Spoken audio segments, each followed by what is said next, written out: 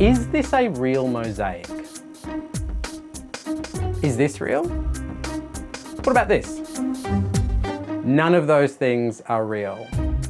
Stuff the British Stole is a really hard show to shoot, in part because museums and galleries refuse access to let us film inside. They often refuse access to letting us film the actual objects that we're telling stories of. But one of the big things we have to do with this show is replicas. So this crown here is actually from the same props company that do the props for The Crown, like as in the Netflix show. This mosaic you see here, the real one is in the Australian War Memorial in Canberra, which they did not let us film. So we built one. We built one out of foam core, and we didn't build it completely to scale. So if you can see some of the shots, we kind of built enough of it to show on camera. Let me tell you my favorite replica from season 2. So this is the Haida Sphinx. It looks like a Sphinx from Egypt. It's not. It's part of the episode, but the real one is in the British Museum, who did not let us film.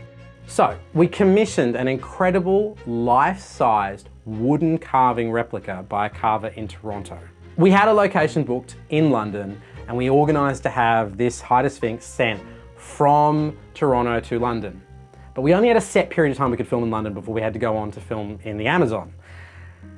You know where this is going, right?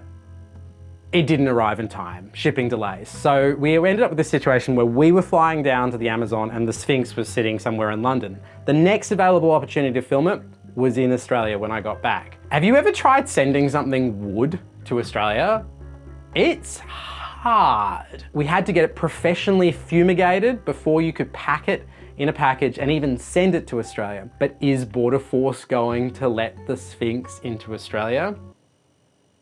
Eventually, yes, they did. But it was one of the more stressful times, and it gives you an indication of just how complicated this show is to piece together.